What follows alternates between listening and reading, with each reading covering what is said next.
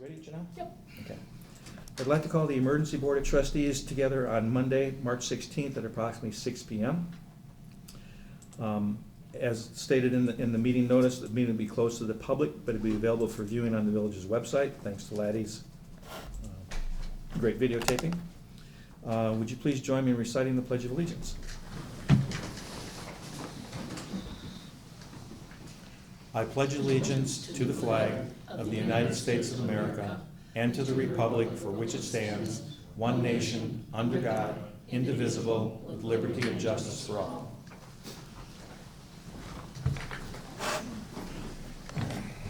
Roll call, please. Lino. Here. Baker. Here. Berto. Here. Bell. Here. Duffy. Here. And Zashki. Here. Kadanko is excused. Okay. Approval of the agenda as published. So moved. Second. All in favor? Aye. Aye. New village board business items. Item number 1, discussion regarding the response to COVID-19, development of a plan regarding village course of action if necessary. I will tell you that we have invited a number of people here together. John Lowry, of course, chairman, and Bud from Town of Liberty Grove, Miles from the Pulse, Louise from the Business Association, Jay from the grocery store. We've asked a couple of the media to be here. Randy, our village attorney, to fill in any blanks that we may need filled in. And of course, Chris Heck, our wonderful fire chief, who will also represent EMS and county. Okay? Got it. So I want to tell you what has occurred today at the county level in case you haven't heard. At about 1 o'clock this afternoon, I did sign an emergency declaration for the county. And the idea behind that is to allow more resources and more input for local municipalities and townships to get more direct involvement from the county. Now, the county is going to be responsible, of course, for EMS, healthcare side of that, law enforcement, public health, emergency management, etc. And we need to rely on the county to do that. And they've been working very diligently and very hard over the last several days to put information together. And included in our packet tonight, I did include. I have them here. Okay, let's pass them out. Yep. While that's being passed out, there is a copy of the declaration from the county, and you can read what it says. Counties is on the second page. Yep. In addition, there are Door County employee updates that we were telling the employees as to what they could expect and how we're going to handle them for time off and paid time off and special leave balances, depending upon if they need childcare or they become ill or sick. So we were trying to do something at the employee level, and I'll let you read through that at your own convenience. We also pretty much canceled all travel outside of the county for any existing county employee. And we're putting into place a number of things for law enforcement and EMS. One of the things that they're looking at doing, and I had spoken with Denise and with Bo about this earlier, is in the case of like EMS, what they may look at doing, or law enforcement, is they may take 1 or 2 employees and pay them to stay home and isolate. Not be involved in anything, just stay home and stay isolated, stay quarantined, so they stay well. And if they get overrun or they get too many people with the virus spreading, they will be available to then come in and fill in some of those spots. And then hopefully people that were ill will have time to get well and continue on from there. What we had talked about doing at the village that I want to bring up is the discussion amongst ourselves was, as a village, we need to be careful that we protect our citizens, our residents, our visitors, our families, our local businesses, of course, and how do we interact and do that. One of our functions that we definitely need to maintain, and I'm not trying to ring the alarm bell too high, but this seems to be changing on a minute-by-minute basis. Every hour there's a new press conference and something new happens, okay, which may alter what we ultimately end up doing. But one of the suggestions was for our sewer and water plant. We want to make sure that stays up and operating, particularly on the water side, was we might look at taking, and we're going to ask for authorization to do this, take an employee at a time or 2 employees at a time, whatever it may be, and pay them to stay home, self-quarantine. So if something happens, they can then come in and pick up the slack on that. And I think that's important. So we maintain that, and we are showing our citizens that we are intent on keeping them safe and keeping our basic services in place. We may look at doing that in other departments. Okay? Another example may be, and we'll be talking to Jay in a while, he's hiding back there somewhere, okay? So, this time of the year, everybody's short-staffed. Jay is short-staffed at the grocery store. It's the grocery store in Northern Door County, of course. And maybe what we're gonna end up doing is helping Jay provide some stocking, or provide some labor for what he needs to get done. I also think this is a good opportunity to ask the community to get involved. Maybe they can come and volunteer to do some of that on a regular or irregular basis, depending on what we need to do. But I see this potentially as an opportunity to really pull the community together. Baseline to all that is, everybody needs to take this seriously. I didn't tell you some of the things I saw at Aspen, okay, because they really scared me. But it's important that we get everybody to realize this is a very serious situation. And I don't know if you've heard the Twitter thing, and I recognize the potential humor in this, but they call it the boomer cleaner, okay? Remover. I'm sorry, right, boomer remover, right. Because most of the boomers are elderly, and this virus, of course, attacks the elderly that with underlying health conditions the worst. So the joke is, it's the boomer remover, okay? I totally disagree with that, although, like I said, I can kind of see the humor in it, all right? But that's the kind of attitude we really can't foster. We really need to get people to understand this is very important. We need to do everything we can to get everybody involved, to follow CDC guidelines, to do the spacing, to do the hand washing, do the sanitation. Okay? Excuse me. I saw two recent reports that drive this home. Yesterday, a 19-year-old person died of coronavirus. Okay? A 42-year-old man in Colorado died yesterday of coronavirus. Just because you're less than 65 doesn't mean you have underlying health conditions. You may not know it till you get the virus. Okay? The youngest person who's in ICU is a newborn baby with the virus. Okay? So it can attack all levels and ages. In France, 50% of the people in France that are in ICU are under the age of 65. In New York City, 50% of the people that are in ICU are under the age of 50. Okay? So it's not an old person's disease. It's very, very important. I don't know how else I can try and stress it, but we have to stress to all of our residents and visitors how important it is to try and slow this down. We're never gonna stop it. It's gonna get worse before it gets better, but we need to do everything we can to try and slow it down. So that's my intro to this. Okay, the other thing that was on here is this is an emergency declaration for the village. Bo and I worked with Randy on this to put this together. And you can read it, we can go through it, Randy can explain it, offer some of the things that it allows us to do. We don't want to have to use this unless we have to. If people are not complying, we may have to get involved under this emergency declaration. But we'd rather people voluntarily meet the requirements of the CDC and the spacing, etc. Illinois is closing all of its restaurants and a lot of its stores. Michigan is closing all of its restaurants and its stores. The only thing you can do is get medicine, groceries, and exercise, outdoor exercise. You can't go to gyms, whatever. And the CDC had recommended groups of 50 or less. As of 4 o'clock, they changed that to 10 or less, groups of 10 or less. That severely impacts things like restaurants, grocery stores, churches, other gathering spots, other gathering places, any meetings. We think about all the meetings that take place here, whether it's the knitters to this group or that group. I mean, that's all got to stop. We're also talking about, and this one, I'm just throwing all this out because I've been at this all weekend long. Yes, please. So Evers, in his press statement today, talked about gatherings of 50. Mm-hmm. Okay. The White House then talked about the CDC with 10. Do we know if Evers is going to go to the 10? That's where it gets so confusing because there's so much information changing so quickly. The White House, the CDC said they didn't want to, quote, mandate this, but they were suggesting that 50 is too many, it needs to come down to 10. And that they were hoping that those 10 would actually be similar family groups. They wouldn't be strangers or individuals. And before it went to 10, several states went to 0 effectively. Right. So, So San Francisco, as of this afternoon, locked down 7 million people. They want them quarantined in their homes for 30 days. I mean, this is drastic stuff. And like I said, I'm not trying to over embellish this, but when I saw what was going on in Aspen, all the restaurants out there are closed. This is their busiest 2 or 3 weeks of the entire year. This makes their season, and everything is closed. It's a ghost town.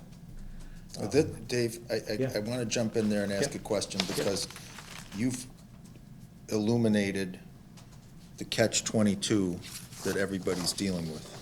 On the one hand, we talk about things that sound excellent, like volunteers helping out at the pig or helping out somewhere else. And then the next statement is, we need to do everything possible to contain this and slow down the spread and take all this stuff serious. And those two statements together are counterintuitive. We've all been dealing with the same thing. I've been dealing with the same thing at the resort. You know, Friday, I had a half a dozen owners call up and say they heard that it's been declared that Door County is at low risk, so we're coming up there, get our condos ready. I get out of a meeting on Saturday, I go to the pig for lunch, and I pull in, and before I can even get out of my vehicle, 2 vans are alongside of me, one from Ohio, the other one from Indiana, and families come out. So which direction, They're Do not we- counterintuitive. do- For are- instance, if you want to help Jay at the pig. Right. Keep your distance, keep your sanitation Right. practice. but we don't, Okay? if we don't know how long this stuff lives on what type of surfaces, and we don't know where all these people coming in from the various states because they believe it's safer to be here have been, Well, how do so- we, Let me give you a little discussion on that. See, the feeling is, yes, so currently Door County has no known cases. There were a couple of tests last week that came back negative. But if you take a look at the counties in Wisconsin where it is occurring, it's creeping north. As of yesterday, it was in Fond du Lac, a couple of counties away. And it will be, not to ding anybody, but it will be people coming in from outside that'll bring it. It'll be people from Door County that went out on spring break that are coming back, will bring it back. That's how it ultimately will get here. There's not a question of if it's going to get here or how safe we are. It will get here at some point in time. And the question is, how do we, as a community, respond to that and try and keep it in check? so does everyone here then feel there is any merit in this interim time when the schools are closed? And where we have so many people in the country, in essence, putting in a lockdown for basically the same amount of time. Is there merit in together making a statement to say, hey, as of now, our schools are closed through April 6th. We would like to do everything possible to keep our community as safe for you when you come to visit us later in the year. And in that regard, we would strongly urge you to stay in your homes, as we will strongly urge everyone to stay in our homes. And then when we get to April 6th, see where we're at. We can certainly ask that. The latest guidance that I saw, again about 2 o'clock, was they're now expecting this to last through July into August. Okay. So the early dates of it's gonna be April 6th, when they said that, I didn't believe that. It's just a couple of weeks, it kind of corresponds with spring break, but I think everybody's just trying to see where it's going and how fast it's moving. And I believe the dates will be altered significantly at some point in time. A lot of the businesses, like in Michigan, they're talking May 30th is the date that they're looking at. I think Illinois is a little bit earlier than that, but that may change too. But we've gone from, last week we were at 1,500, this week we're over 3,000 people in the United States. And there's some hotspots out west and out east, but in the center, in the Midwest, it's starting. It's just like, Spreading Just out. on what's been done already, for everybody up here that depends on J1 students, which is most everybody, that is it's already Oh, the yeah, precipice of disaster. right. And if anything, gets further along, So there's two things that are going on with the J1s. The State Department put a hold on the J1s, I think it's May 1st or May 15th. They've sent they sent, 11th? yeah, they sent the winter J1, they instructed the winter J1 students throughout America to return home immediately. The spring J1s, who would have been able to stay in some cases up to July 1st or June 1st, depending on when they came, Right. they've been directed to go home unless they can prove their case that they should be an exception, but Right. the sponsor companies I've dealt with have said those would be few and far between. And then they've bounced it 11 days forward but the problem is, You even, don't know at this point. The other issue is a lot, because I did speak with Greenheart Organization, and what they told me is a lot of the J1s themselves are backing out. They're calling the organization saying, I'm not going, cancel. Yeah. And it's not that they don't wanna come, but with the airline situation, they can't get here. And if they do get here, they're not sure that they can leave.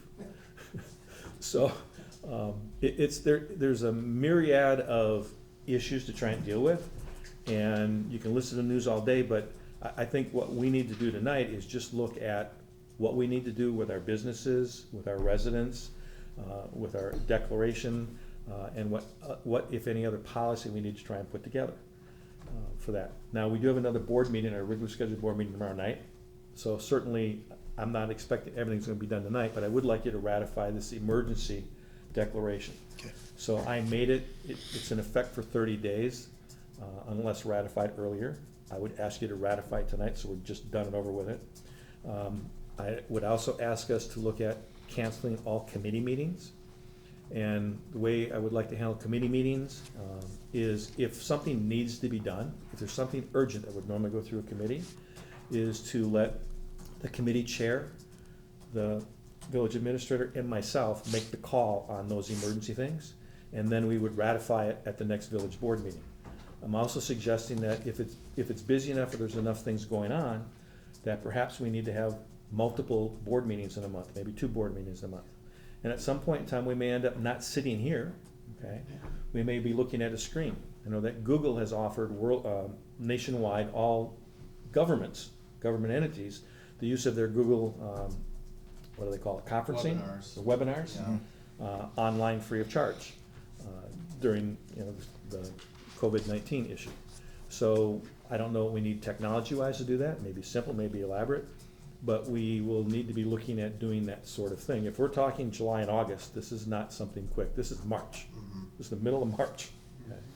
So there's several things that we need to look at. So as I said, I don't expect to get them all settled tonight, but I'd like to start to make some of the progress, and then listen to our business people, listen to our media, listen to Chris, listen to Jay back there, and of course John.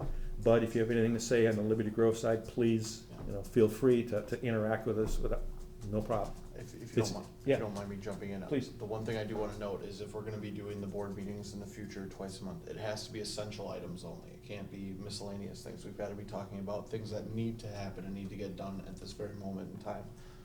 I wanna emphasize that. Okay. So that's my initial input. did you wanna What I wanted to do is take ask comments from Randy, everyone? I wanted to ask Randy to talk about the declaration, what it means or doesn't mean. Happy to do that. There are powers in the Wisconsin statutes that have been there for years and years that are virtually never used. And those powers are now coming out of the woodwork. These are essentially martial law powers that have been around since World War II and probably haven't been used much since World War II. It enables state governments, local governments who adopt an emergency declaration to take whatever actions are necessary in the protection of life, safety, health, and property. And that's very broad. It essentially overrides the constitutional protections, freedom of assembly, freedom of speech, freedom of all kinds of other things. If this is, as a result of an emergency, if it's needed to take away that freedom, local government and state government have a right to do that. This is a big deal. In a country where we are guaranteed a lot of freedoms by our Constitution, this is something that's rarely used, rarely called upon. And last week, the governor of the state of Wisconsin, Governor Evers, signed an emergency declaration, emergency mandate for the state of Wisconsin, adopting those powers. And through discussion, we thought it would be best that the village adopt those powers as well. And what it comes down to is that as we sit here in dealing with the virus that is changing hour by hour as to the response, we don't know what's going to come up. We don't know what's going to be needed.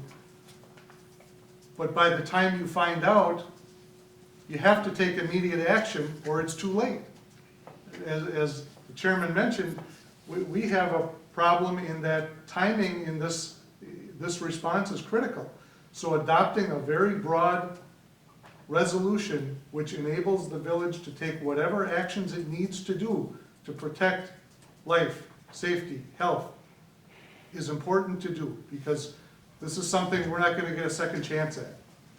If the action's done and over with, and nobody's done anything to stop it, it's too late. What kind of actions can be done in doing this? If you see an assembly of way too many people, way too close together, there can be an order from the village to disperse, to stop. You can close the facility down. You can close all facilities down if you feel that's necessary in order to protect the public. So these are the kind of broad powers that go along with this, but this is the kind of thing you can't do halfway. We can't say, well, you only have the ability to do this and this and this, because you may find next week that much more significant action is required than you thought might be needed this week. And that's why these powers are there. It's a martial law power. It's under emergency management statutes, and it enables the village to take substantial and significant actions for as long as the emergency or the anticipated emergency is going to exist. And I didn't recommend an end date to this because I don't have a crystal ball. So that's pretty much what it is. It's a very broad formation of powers. If anyone has questions, I'm happy to answer them. I have typos. And instead of and. Chairman, can I ask a question? on that? Sure, Chris, go ahead. Just out of curiosity, does that declaration allow the village to go back either to the state or the federal government to seek reimbursement for costs incurred? Is it like, if we declared a disaster like we did in Ellison Bay, it allowed us to recoup the cost to the town and the fire department at that time. Does this declaration allow for that, do you know? There are provisions in that same statute allowing municipalities to go to the state government to ask for recovery. Perfect. Don't know Randy, what's gonna happen with those, Well, I but understand, but that's out there. yeah. Randy, is there? Wait, Oh, Denise? Number 2, second line, to maintain and restore instead of an. And in number 3, the second half of that paragraph kind of makes no sense. And in doing so, may bar, restrict, or remove all unnecessary traffic, both vehicular and pedestrian, from the highways, village streets, businesses, including hours of operation. I mean, should there be a period after village streets, and then you're talking about businesses, which includes hours of operation and the limitations on a hotel's occupancy? Is that how it's supposed to read? Well, it's really not hotel occupancy, it's any occupancy. It's Any, occupancy. okay, So I agree, it's a little cumbersome right there. But within the statute is where I think both vehicular and pedestrian from the highway Right, that came from. right from the Yeah, statute. right, it's kind of okay. odd terminology. But It's just between the village streets then, and there's a, businesses is capitalized, and that's maybe what threw me also. So maybe we need village streets, comma, including hours of operation, limitations of occupancy for the village of Sister Bay, Businesses. businesses. Okay, and then put businesses at the end. Businesses or other gatherings. Okay. Thank you. Rob? Randy, Yes. is there any merit to those of us here tonight, including our community members, to discussing or proposing whether there's any kind of parameters that we should consider as a group as being what would push us to one of these steps or any of these steps. For instance, if we don't make a numeric decision on what would be the size of a group, then if there's a tavern that has 50 people and there's a tavern that has 20 people, and you're not, somebody's gonna walk in and say, you people here are too close together, and they go across the street and there's twice as many people close together it seems like if we don't, or for instance, is it going to be, if we get a known case that comes through and EMS personnel says they've been through the chain, they've been to the hospital, they were here, they were there, is that enough to say, okay, now because of that, we need President Lee now to take step A, B, C, or D? Can I try and answer that? Sure. I think we need to go by The guidelines of the State Department of Health and the governor and what they've recommended. At this point in time, it's a group of 50 or less, and it's the CDC spacing guidelines and sanitation. And I think if we follow the guidelines that were given or the directive that we're giving from the state and or the county health department, we're in the right. If we adopt this in a separate motion, should we consider that if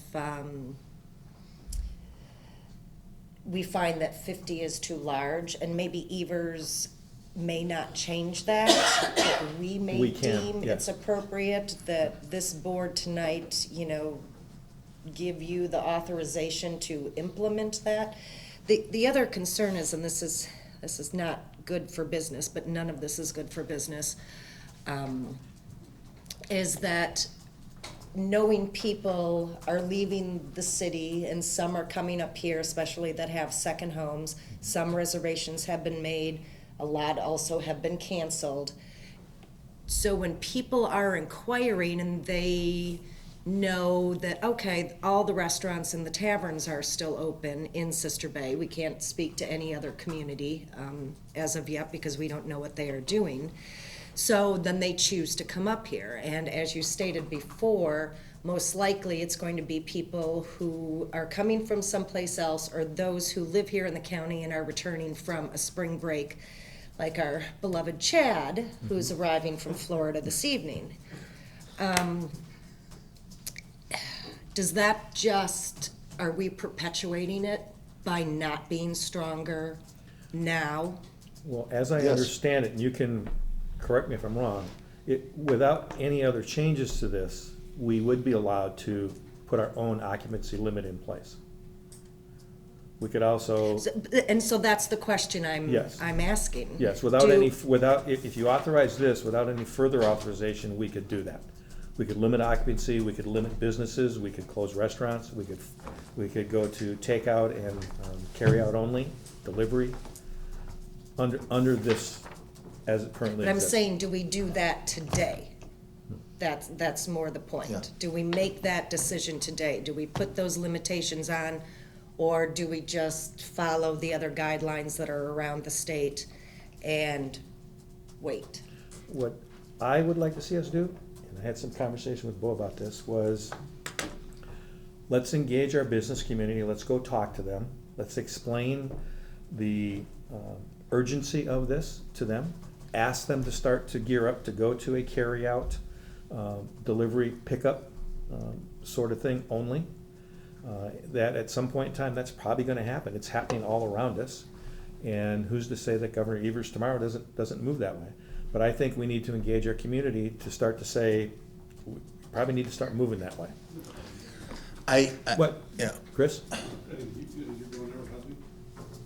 Go ahead. So we've talked to all the restaurants, Okay, and Husby's is already there. At 4 o'clock, they stop serving food, okay, so they'll be delivery only.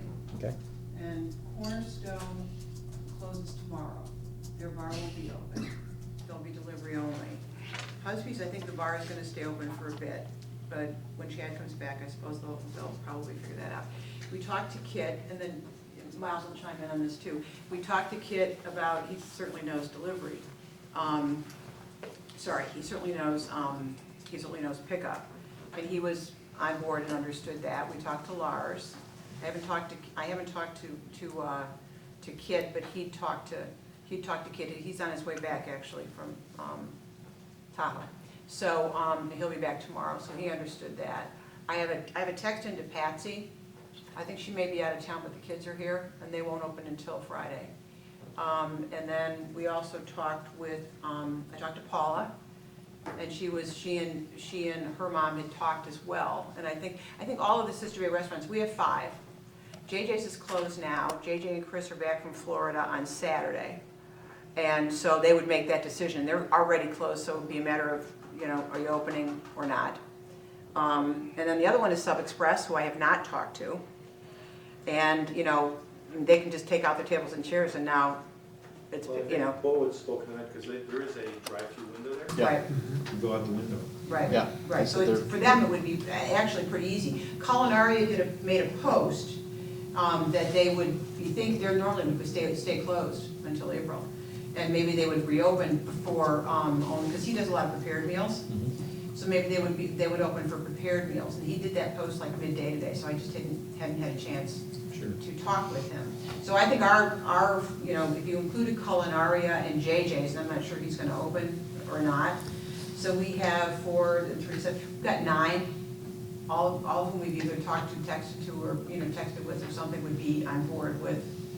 So my suggestion would be yours, which is, doesn't take long to talk to all of them and figure out, what's the best thing to do. And so a lot of them, would make decisions with their employees in mind. And many of whom have children at home now, and many of whom might be, in a spot where they're waiting on people that aren't from here. So, and that was, I think, one of the impetus actually for Husby's to do what they did today. So, but I think that Miles should also talk about an effort that the Pulse is, something the Pulse is gonna do that would maybe help to support pickups at restaurants. Before we go to Miles, what about the bowl? I didn't hear you say the bowl. Paula. Oh, Paula, okay. Yeah, Paula was Got it. was gonna be, had been on the phone with Penny. Penny's out of town at the moment to talk about it. So I asked her just to start thinking about it and start thinking about because all the restaurants know, they all know what their takeouts look like. Their POS systems can tell them what their takeouts look like now. So, okay, if you had to, narrow it down to 20 items, and what does that look like? And what kind of delivery system would you need if you were to deliver it, or if you continued to just have it be takeout? She was absolutely understood that. Sure. Yeah. Great, thank you. Miles? So what David, Elliot, and I at the Pulse, and Dave's been on the phone most of the morning with Greg Swain, working on creating a program to allow all the local restaurants to do pickup. I think he's got 20 restaurants signed up for it, and Greg thinks we can roll it out this week. To do up to 20 to 25 items. So he's working on that. We're also working, Joel Kitchens finally got back to us this afternoon about creating like a kind of a volunteer website for people to volunteer to grocery shop or pick up groceries for people who weren't comfortable going out. And then also potentially childcare. There are hurdles there for some of the same reasons Rob mentioned, is our healthcare workers are gonna need childcare, but you don't wanna have childcare from people who might be infected. We don't have that many tests as of this morning, I was told we've done less than 20 tests in the entire county. So how do we give a healthcare worker the confidence to go and leave their kids with somebody who they don't know if they're tested, so maybe it goes back to a healthcare worker when they come home at night. So there's some hurdles there, but we do know that there's people who are willing to volunteer as caregivers for those people, but there's some parameters there to figure out. I think that's wonderful and excellent, but it also kind of is the flip side of what Denise, I think, articulated excellently well, which is, are we being serious enough with containment? And, I feel strongly that whatever we might come up with, what we want to consider is somehow together, media partners and everybody, conveying the message that this is a great, if you're not a resident of this area, it's a great time to stay where you're at, and we'll stay where we are, at least until our schools are supposed to open up again April 6th. And the only thing, Hold on. okay, Our school just had a special meeting today and they canceled school until May 4th. May 4th. Gibraltar? Yes. Okay, So well.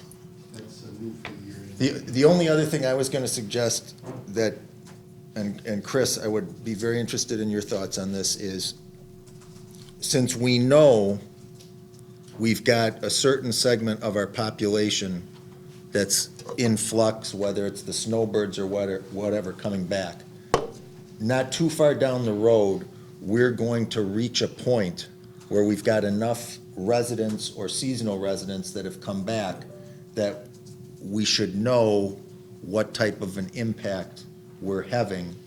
And so I just wonder if in this time period before then, you know, that's where I'm coming from in my mind when I say maybe we want to just, in a nice way, suggest, hey, stay put where you are, we're staying put here because we have to assess what the impact to the county as a whole is going to be when our residents come back, because, you know, that's. I'm just chuckling a little bit because the CDC guideline says if you're interested in traveling, you know, don't fly necessarily, but if you're gonna travel by car or something like that, If you're gonna go to a place that is higher risk than where you're at, stay where you're at. But if you're gonna go to a place that's lower risk, then go there.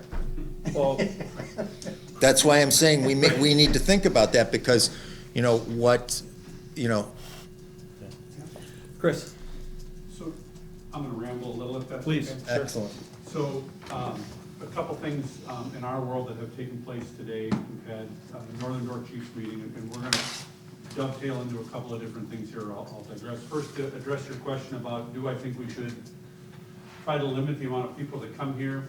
I think it's a good idea, but I don't think it's gonna happen. I think people own homes here, have homes here, and have an expectation that they can use their home here. I think it would be irresponsible of us to not gear up to meet that need. I have talked to several caretakers in the area, and they are seeing that demand take place now where people are opening their homes early. I know that there are people coming here from New York that are under quarantine orders from New York that are coming specifically here to spend their quarantine. Again, I think it's our responsibility to rise to that occasion. So what I've done so far with those people that I know is essentially provide my contact information that says, look, if you need something, do not leave your house, please call us. My greatest fear is they're gonna get 11 days in, feel great, and go to the pig, right? So to address Rob's question, yes, I think it's a great idea. I don't think it's very practical, and if we say that we're gonna do that, but don't gear up to meet the overwhelming need in June and July, we're gonna fail, right? So I think we have to hope for the best, but shoot for the worst, okay?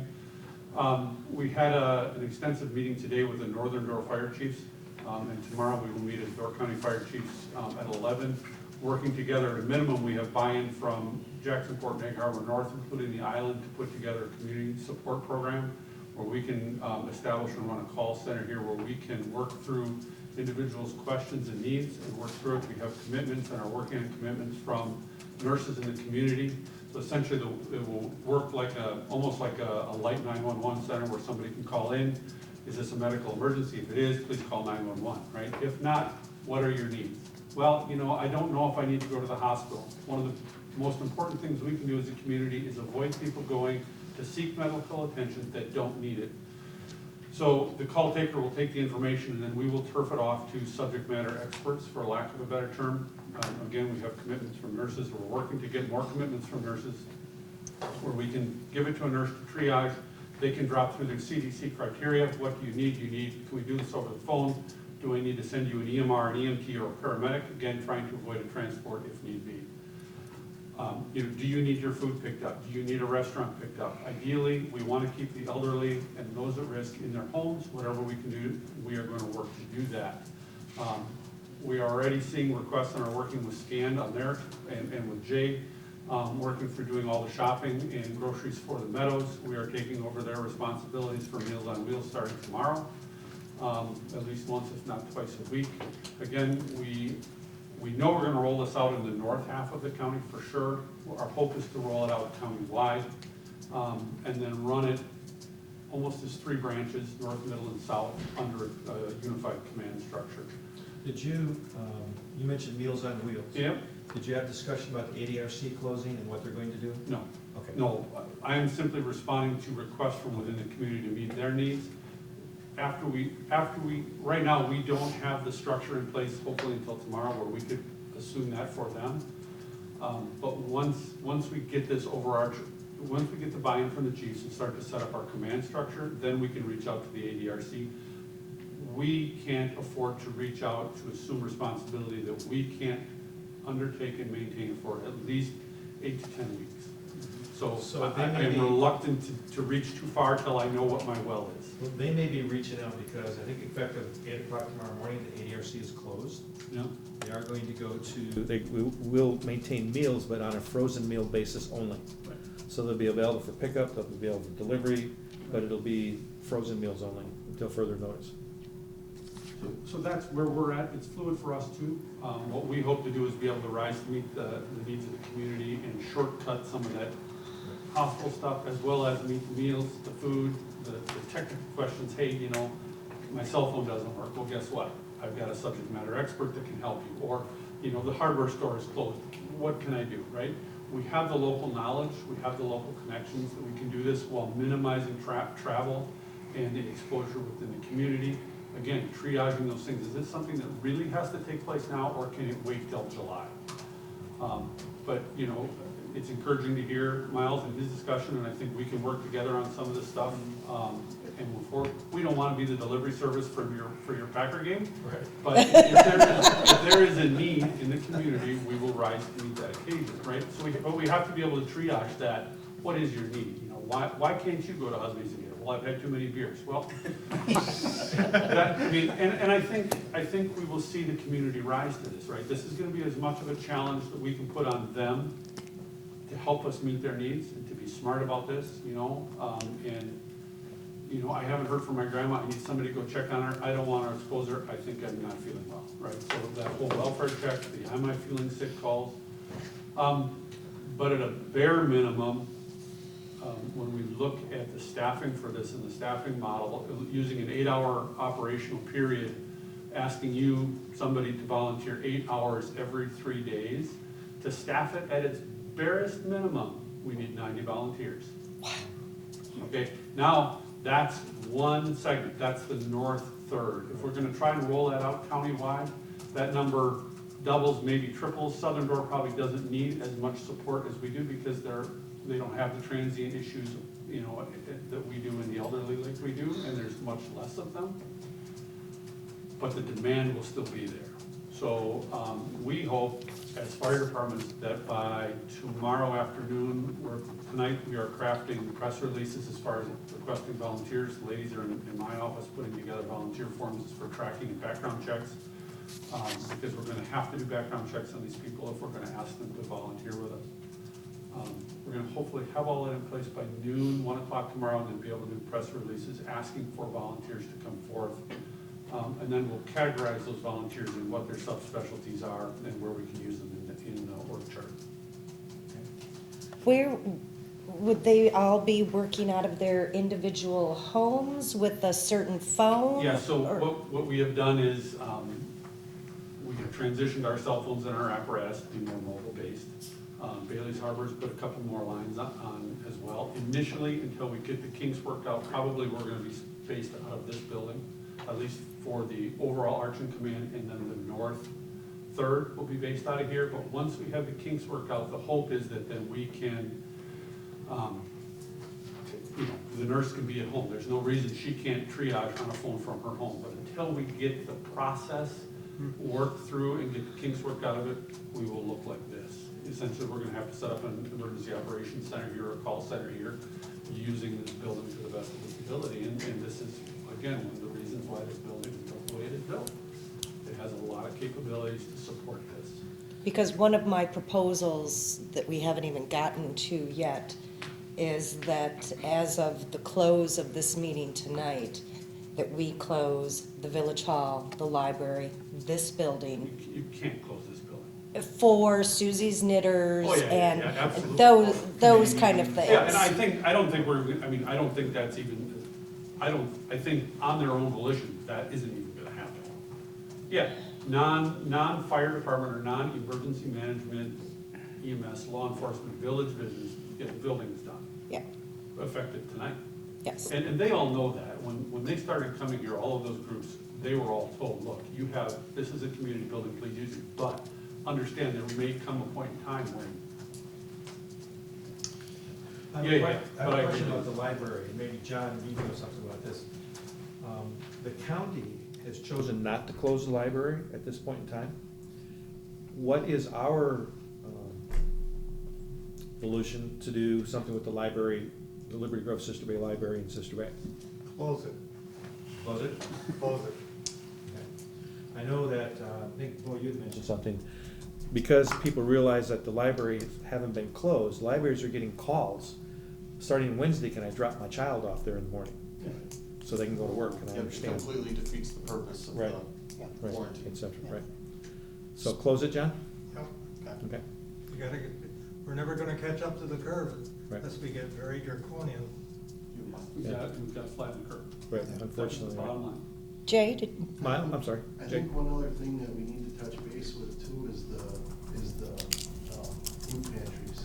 Yes, in my discussions with the nurses today, there was some concern there from them as well, that the food pantries are going to get hit very hard, and are being hit. My understanding here, at least there are two. Yeah, I talked to Winnie Jackson today, and she said that they had a lot, you know, they're pretty well supplied in that, but she's scared about, you know, about it getting hit hard, and also I think about sickness coming into there and getting the food, so. And depending on how our staffing goes, we can probably wrap that into what we're doing as far as, if you have food that you would like to be taken to the food pantry, call us, we'll get it, if it's canned goods and stuff, we'll plot it quick or spray it down, whatever, and then get it into the food pantries.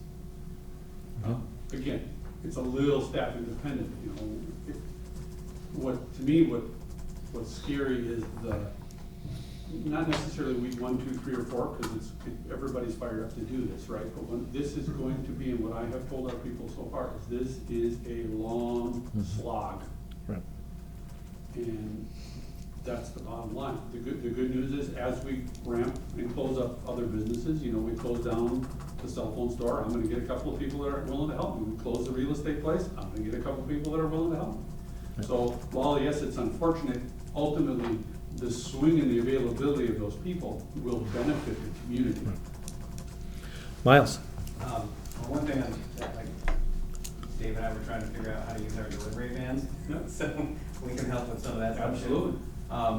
With the libraries, I'm curious, I got emails from library employees this morning wondering why they were, from the county library system, why they're open, because they were packed this weekend with kids and they don't feel safe. So I'm curious why the county chose to keep the libraries open.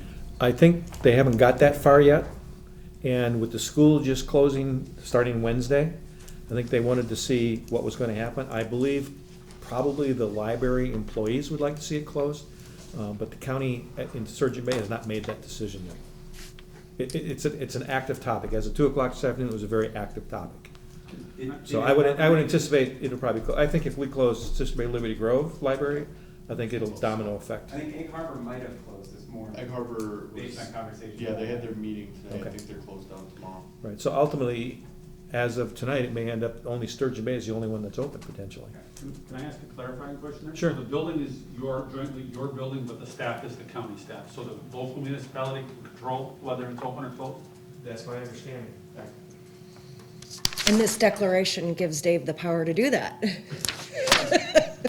But I'm just the mechanics of that. And of course, I will call, after this meeting, I will call Ken. Pollock, the county administrator, and let them know that we made that decision tonight and we're closing it. Louise? I do think we should, not at this meeting, but we should have a plan, because we're 6 weeks away from a lot of our businesses opening in May. And, some of those people are here, some are not. I don't think it's for tonight. But I think, from from a staffing standpoint, which, you know, they may not have staff anyway if the J1s, right now, you know, they're on hold till May 15th, possibly on hold till never. But, but we should have a plan for those folks because they're gonna just need some direction. They're gonna be ordering product, they're gonna be figuring what they want, you know, so how does that look, right? And, you know, we're starting to have some businesses that are already closed. Ironwood is closed, Bayshore Outfitters is closed, Bargains is closed, Dancing Bear is closed, Wilkins and Olander is closed, J. Jeffrey Taylor is closed. Did I say Dancing Bear? They're closed. Rita Salon is closed. So as this happens, you know, these are, you know, we don't have a lot of businesses, so I would say the next couple in Sister Bay would be Spot, Space, Ecology. On Deck is waiting. Drew is my boss, right? Secondhand Sue's is closing. Okay, so I would say that, you know, that'll all happen in the next, you know, in the next few days. Right now, as of this afternoon, we had about, so far about 20 cancellations for this weekend. So that's about 5% of what an average number of rooms we would have was sold for the week in March last year. So we'll get them as they, and to the person, either when they called to cancel or they weren't calling to cancel, they were just calling the hotel to ask a lot of questions. Is Door County open? Is Door County closed? Will you be open for Easter? And the big question is, what's open? So our lodging members really need to know a list of what's open. And that list will be relatively small. So we'll supply that to them on Friday, once we kind of let everything settle in and everybody know what's, you know, everybody will see what everybody else is doing, you know, and so there will be leaders that will make that decision and some that won't. Another suggestion, and maybe this, we'll work with the EDC on this, we have at-risk businesses, and if they don't open, they may never open again. You know, and this is not a county that can afford that, you know, and we have new young owners that may need some, so I don't know if the county board can talk to the EDC about this, you know, and can anything be done for small business loans or something to help these folks that are these young kids that are just getting going and could lose the season? Because President Trump today, in front of how many people, said July or August? He said July or August. I read the recap in the Times, they quoted July or August. So that it's going to, so if we could get ahead of it and help these kids, and even if their businesses are closer, let's say they open up again, you know, can we get some small business loans through the state? I don't know where the feds, nothing's gone through the Senate yet, and I don't know what's gonna happen with that. It sounds like they'll get paid leave, because most of our businesses have less than 250 or less than 500 employees, right? So those kinds of things are things that we don't have to talk about today, but things that we can think about. Do we, one other thing I would suggest, and Miles mentioned Greg Swing, who I believe is still the honcho over the logical system, right? Correct. Okay. I don't know if there's a way that they could partner with all the lodging on that, but to me, it would seem beneficial if we somehow, as a county, spearheaded with all the lodging folks, that to be monitoring what that gathering number from Evers or from your declaration or from another county's declaration is, and so that what we need logical to be watching, if possible, is based on each resort, and if you have an indoor pool and you have X number of people identified as going to be present, which may increase if we keep getting people coming up here because they think it's healthier here, so that there's some sort of trigger that tells each resort, for instance, hey, you've got a total of 20 reservations for 60 people to be coming here this weekend, but Governor Evers said no more than 50 in an area or no more than 10 in an area. You know, you're gonna come here and most likely find the pool closed if you come, or whatever, or that, so that we also don't get ourselves into a situation of, if we do get this influx of people because it's quote-unquote safer here, that we wind up having, you know, the governor declare, you know, this is out, or you go to a point of saying, you know what, it's shut down now, and then you got resorts full of people.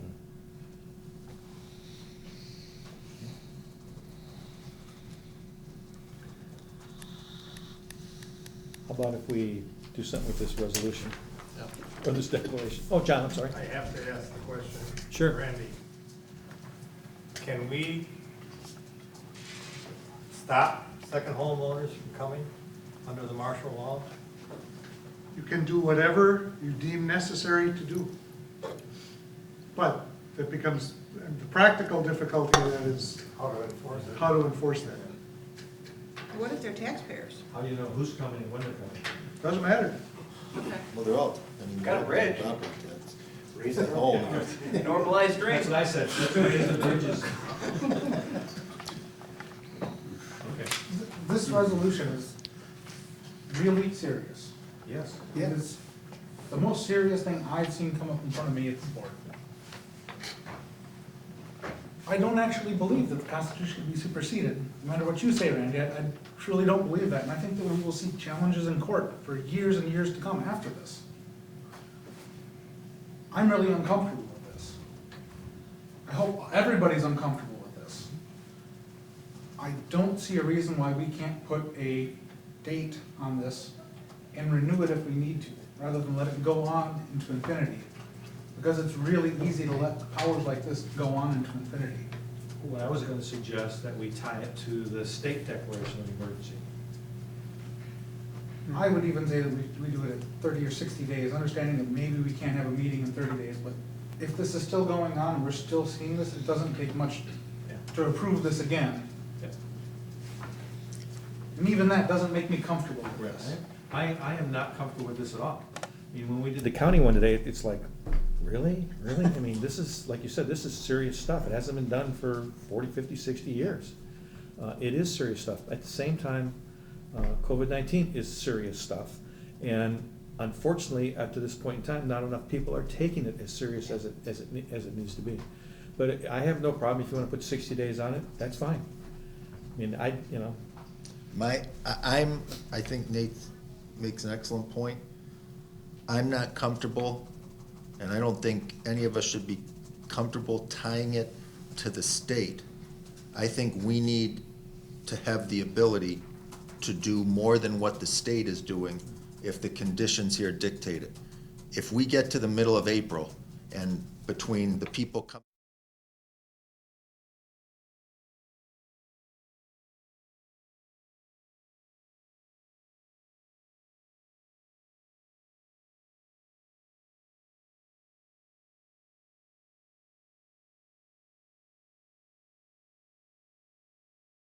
Restaurants, they won't do it. So somebody like the village coming forward and saying, this is what you need to do for public health and safety, tonight is the strongest messaging I've heard. The hospital refuses to do it as well. You might just get voluntary, I'm thinking, in our community, you'll probably get mostly voluntary adherence without having to do this thing that starts to scare people. So, and it's just a consideration, but like I know like Husky's is closing, Cornerstone's closing. People are doing this based on just phone calls with their neighbors. So you might be able to just send a strong message by saying, we really think this is what you should do. This is what I saw in Aspen. This is serious. Because nobody's said that yet. And I think that also then, sorry Chris, gives us the opportunity to get our strong message out and say, and if you don't follow the rules, whatever they may be, this is our next option. Yeah. Can you put a positive spin on what he's saying? It's saying, the Village of Sister Bay is considering an emergency declaration. However, due to the voluntary cooperation of Husby's and the Bowl, and the board at this time deemed it not necessary to take that heavy of an action. We hope to see continual cooperation from our local businesses. Put a positive spin. Thank those people for being proactive, right? I agree. I think we can put a very positive spin on it. I would still like to see us pass this, because if you need to do something quickly and you can have a meeting for 2 weeks, there's an issue. Can we do it under the county declaration? No, No. no. Home rule. Yeah. So I would rather us pass this declaration and never use it. Okay? But I think it's important, I think it sends a strong message to let everybody know we did declare an emergency because of the health issue with COVID-19. And here's voluntarily what we'd like you to do, and put that good message, put that good spin out, go talk to all the businesses. But just have it available in the back pocket. But I think declaring the emergency sends a strong signal to everybody, please listen to what we're asking you to do, and then work with them on a voluntary basis, absolutely. I certainly am not looking to create all kinds of edicts and that, in any way, shape, or form, but I think this shows the seriousness of what we're trying to get people's attention for. You need to have the What we're ability to do dealing it. with. I'm just gonna give you a little Piggly Wiggly update. Yeah. Okay, as of tonight, we do have toilet paper. My son and my brother went with their 18-foot enclosed trailer and got 9 pallets of toilet paper. Can we file you over there after the meeting? It's a classic. Obviously, you know, we're, Tom and Dan Nesbitt, they're in Florida right now, but they have been on the phone constantly with me, and they're very involved. You know, we've been talking about different things we want to do. You know, obviously, like I talked with Chris a little bit, you know, we want to keep our employees safe also. You know, our employees, some of them are in that scary range, you know, so I do have 2 of them that asked not to work anymore until this is cleared out, and I said, that's perfectly fine, that's their choice. We're doing all we can right now. I mean, we're trying to stay afloat, you know, and it's very tough because we're doing summer business with a winter crew. And right now, you know, in the summer, I usually have 5 or 6 trucks come up a week. Right now, we only have 2 deliveries a week, okay? And then we did call Piggly Wiggly, Gary Zucco, the general manager of Piggly Wiggly, and right now, I can't add any because there's such a trucking shortage. It's unbelievable. They usually ship out 28 trucks on Saturday and Sunday, and this past Saturday and Sunday, they sent out over 60. So they got food, but the trucking issue is a problem. I did contact Smith and Shortner out of Sturgeon Bay to see if we can try to get something from there. I know I talked to Bo a little bit about, you know, we may try to get a different option there, so hopefully we can do something. Obviously, like I talked with Chris before, you know, we do have a little worker shortage. I mean, we're just getting bombarded, and I'm telling you, I give kudos to all my employees because we're working 7 days a week to try to get this to come through. Our shelves don't look very good right now, but tomorrow I'm hoping that I get 3 truckloads in so we can restock it.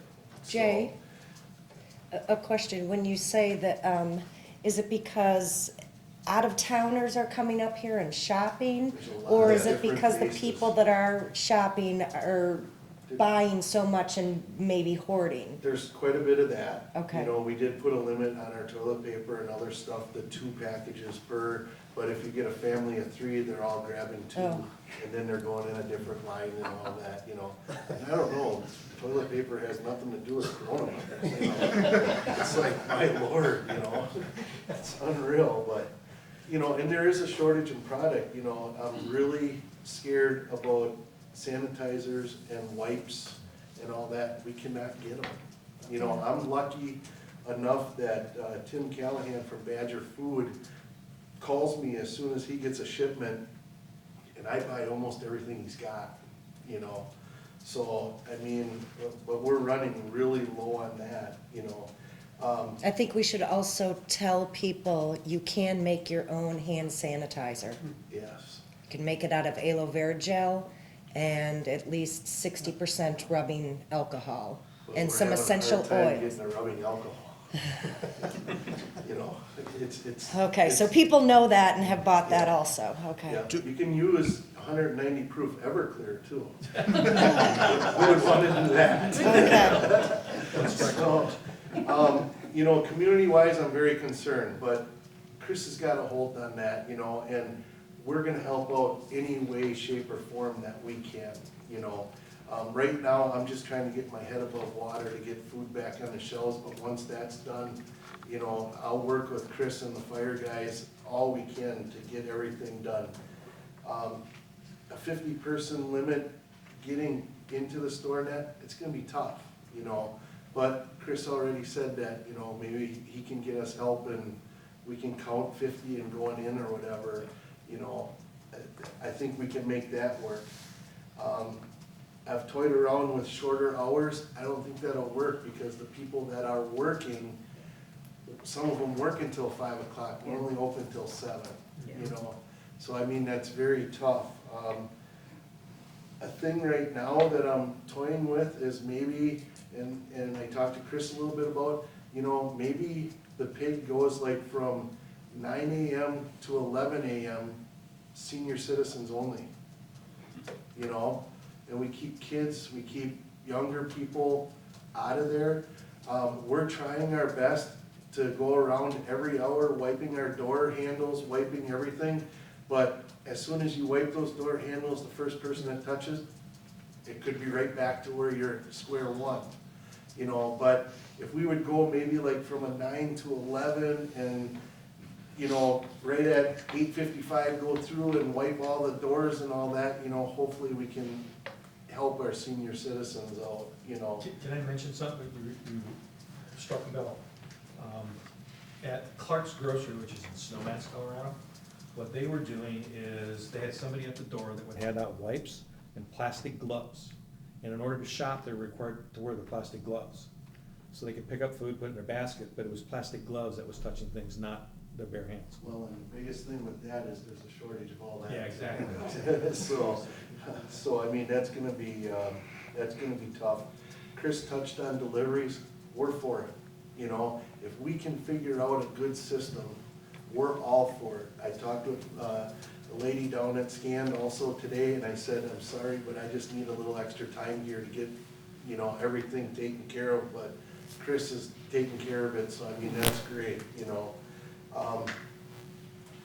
One of my biggest things is, and we may need for the village to step in, but, you know, the Lions members have big hearts, and they wanna help.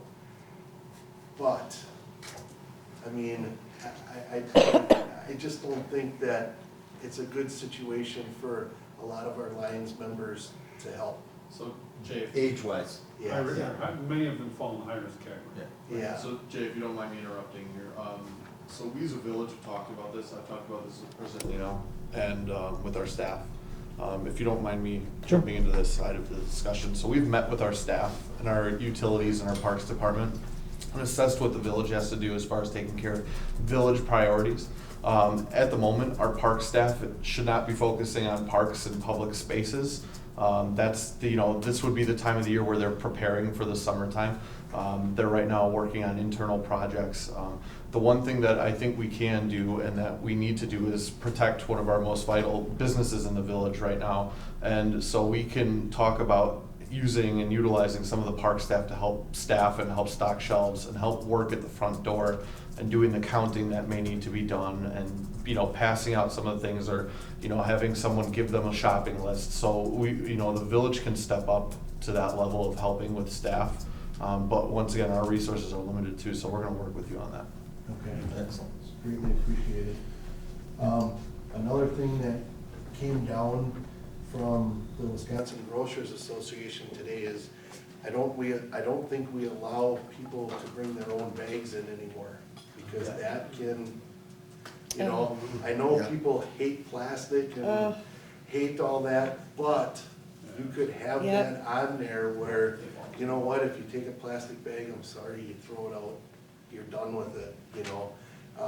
It's very scary what the report that I did see on that, you know?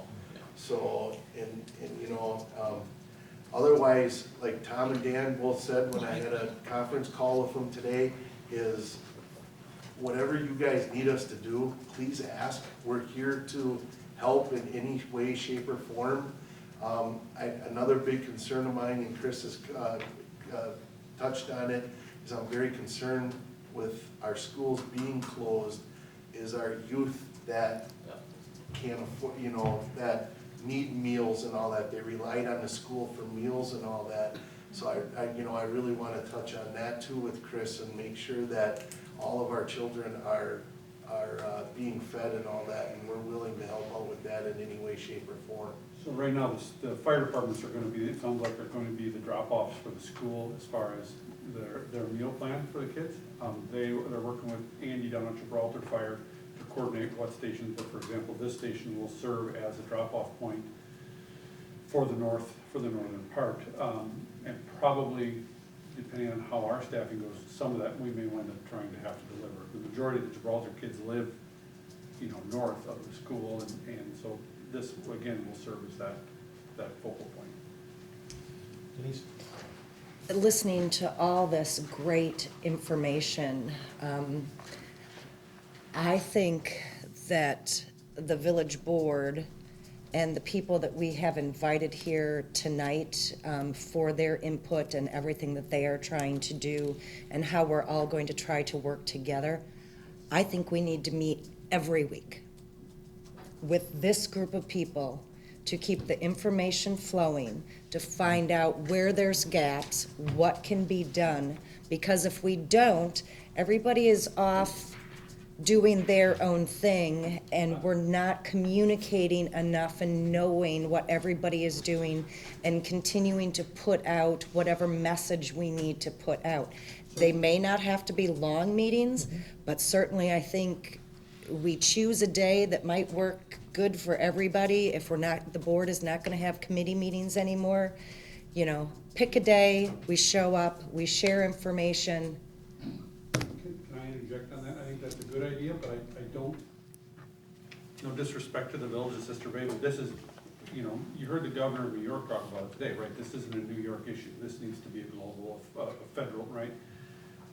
Absolutely, but it should be, you have representatives from the town of Liberty Grove here tonight. Perfect. We need to have representatives from Ephraim and Bailey's Harbor.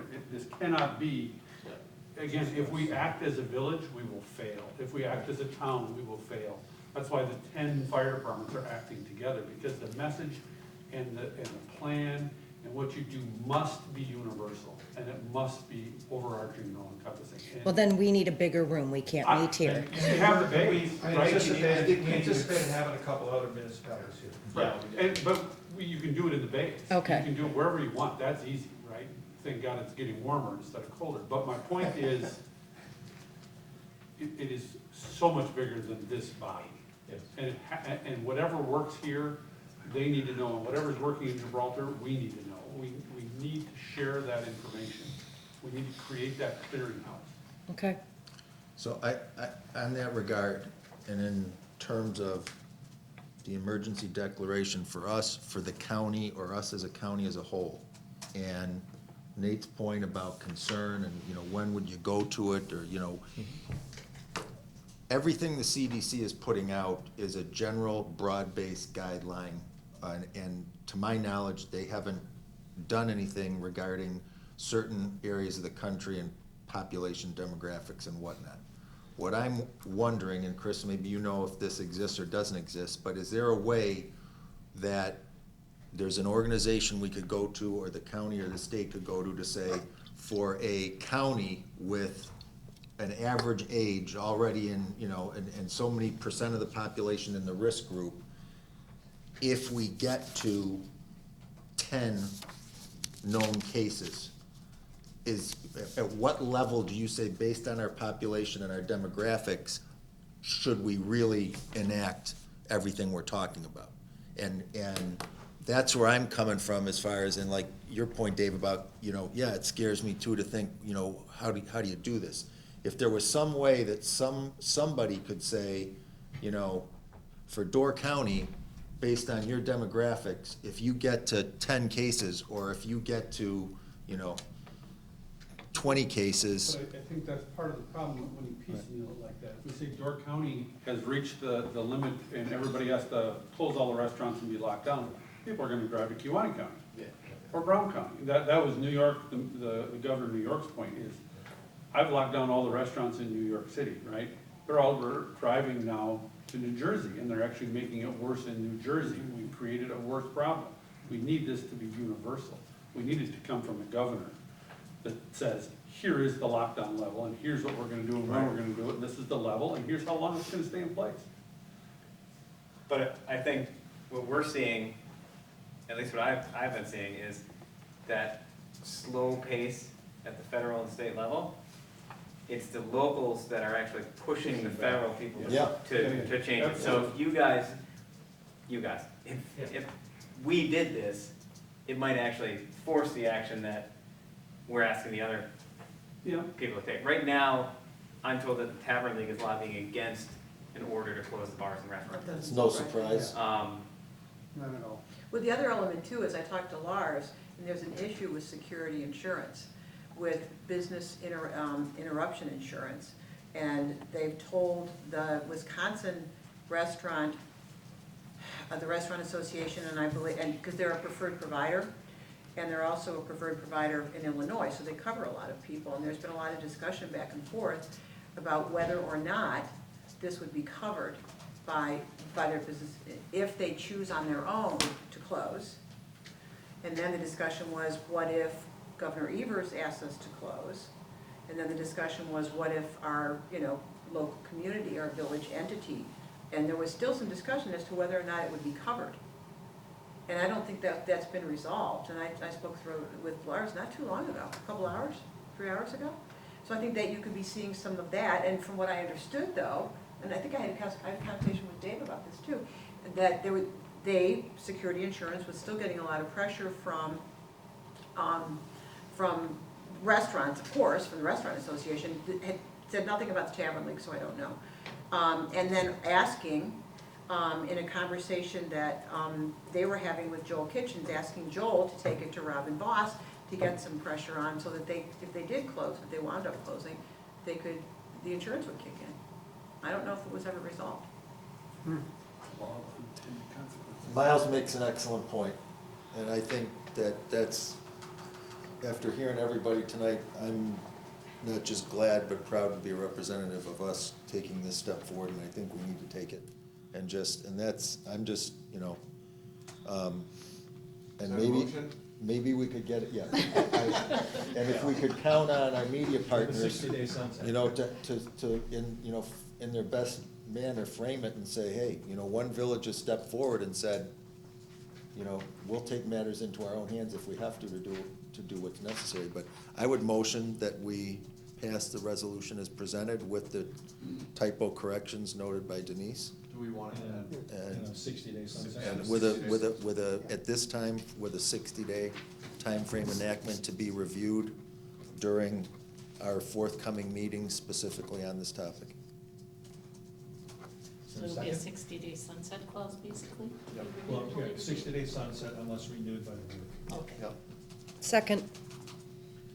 Any other discussion on it? All in favor? Aye. Opposed? Thank you. I was gonna ask Chris, I would also recommend you read in detail these county of door policies that were put in place under their emergency thing. Yeah. One of the things they did, was for employees that are outside of the state, when they come back in, they have to self-isolate for 14 days before they can come back to work. Now, I'm not suggesting we're doing that, but, so there are, that's a pretty strong message. So a lot of people that are in spring break, when they come back, have to self-isolate. Chad have to do that? We don't have that policy here at the moment, right? We could put it in place just for Chad. Chad specific. Can I make a motion? Dave, when, are we at liberty to discuss people's comments here tonight with the public or with seasonal residents Yes, this is contacting an us? open meeting. Okay. It's being videotaped. It'll be on. I just wanna make sure. Right, absolutely. Because we Right. technically closed it to people attending, so. Laddie, I just- when would this be available? It'll be on YouTube late tonight, Okay, and it'll be on channel 986, probably 9 o'clock tomorrow, okay, and several times a day for as long as it's useful. okay. All right, thank you. Thanks, Dave. It's on Facebook Live on DoorCountyDailyNews.com, so we post it right after the show. Okay, great, great. Help us get it out. Who seconded the motion? I did. Denise. Denise, okay. Does anybody else wanna talk about another subject related to this? Well, I Have would we like covered to it all, make or- a motion Please. that, that we close the village hall, the administration building, the fire station, the library, the maintenance and parks building, except for the qualifiers that Chris stated, Closing to public access. Yeah, public access, yeah. public access. Can I add to that? Yes, Cancel all committee meetings. Do not issue any more, I'm gonna call them activity permits, but if somebody calls and wants to have a permit to use one of the rooms, we don't issue them. So suspend all rentals Right. for now. Yep. Right. Let's see, the library. cancel the Easter egg hunt, Yep. Yep. which is slated for April 11th. And I did talk to Louise about the rummage sale on May 16th, and I think that we felt okay on letting that slide for a little while, and we'll relook at that. I have a full list for everybody. I mean, we have at least 2 a month for the rest of the year. And then we have, you know, obviously we've got concerts and movies, which is the big thing, and if they start, they'll start, the first concert is on June 24th. So I think we have time to, and the only other thing is, we have an election coming up. And what is it? Did you guys finish your motion? Sorry. We were Well, waiting for this your is- motion to Yeah, finish. finish Okay. Yep. Well, you added on, you know, the public access to all the buildings, then cancel all committee meetings and suspend any future rentals. What do you wanna do about plan commission? Wanna say committee and commission? Yes, that'll, No, plan commission has to meet, Yeah. so it will exclude plan commission. And the Easter egg hunt, you said, Denise. Oh, Easter egg hunt, yeah. Jay, when did you say the school extended to? May 4th. May 4th, okay. It seems that the only reason we got this April 6th date from the governor is because they want the election to happen on the 7th, statewide, right? So, So Denise made a motion, is there a second? I'll second it. Okay, can I read that back? Please. Okay, that until further notice, all village committee meetings shall be canceled. Further, all rentals of village facilities shall be suspended, and public access shall be denied to the village hall, the administration building, the fire station, the maintenance department building, and the wastewater treatment plant. Library. Oh, okay. mhm.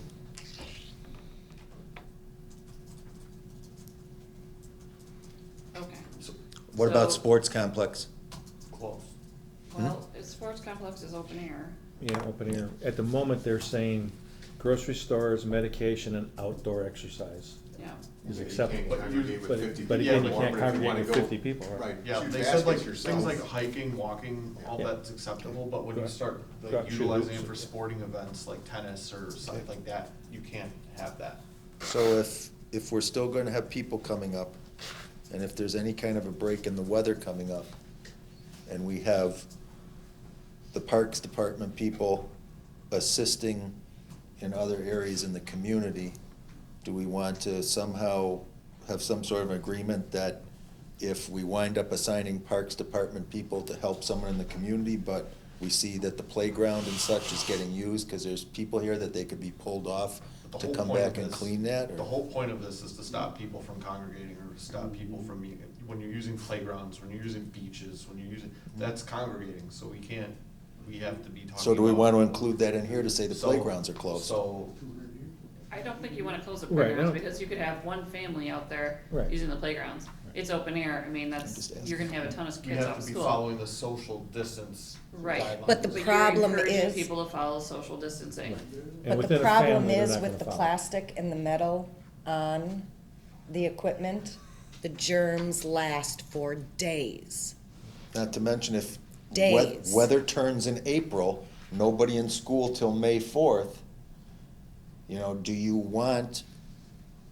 we want a bunch of kids on the playground area, or, you know, So, if we say include that up front, and that's broadcast, that enforces to the parents now, you know, when the weather breaks, We can't just all start working the telephone tree and have 5 or 6 of us parents out in the park and all the kids there.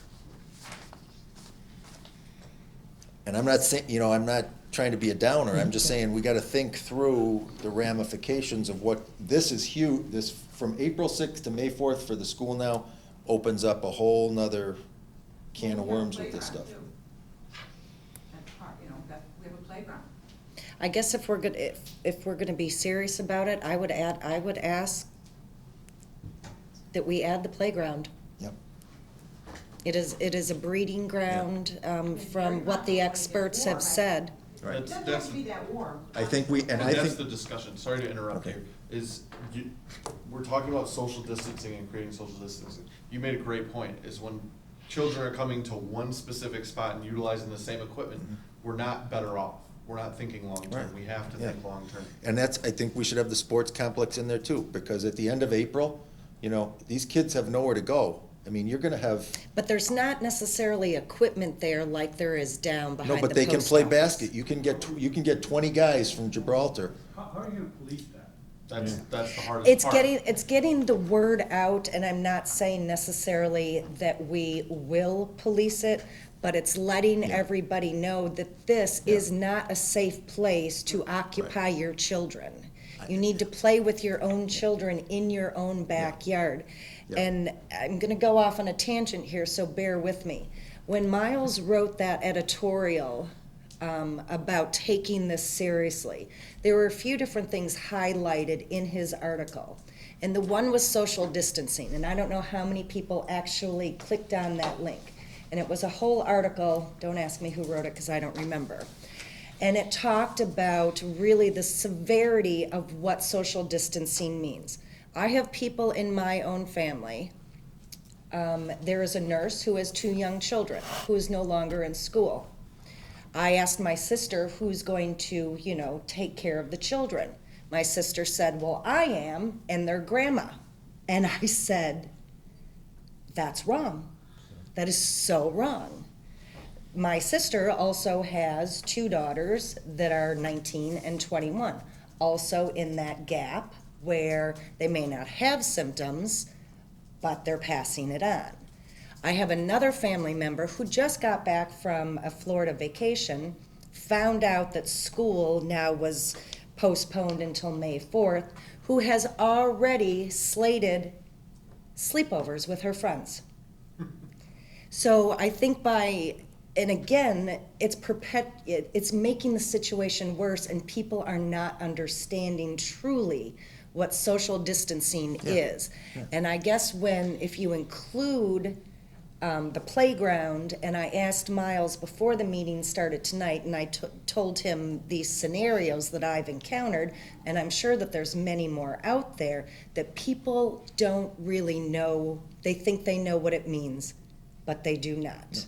And Denise, you hit the nail on the head, and that's why I'm saying to just the sports complex too. I mean, the weather breaks the end of April, you could have a bunch of people out there playing basketball, there's 1 water bottle, you know, and it's not that we'd be policing it, but that it makes parents understand, okay, I'm not gonna be able to rely on this, I'm not gonna be able to rely on that, and it helps everyone get to that behavior you're talking about. It's just hitting home the point more.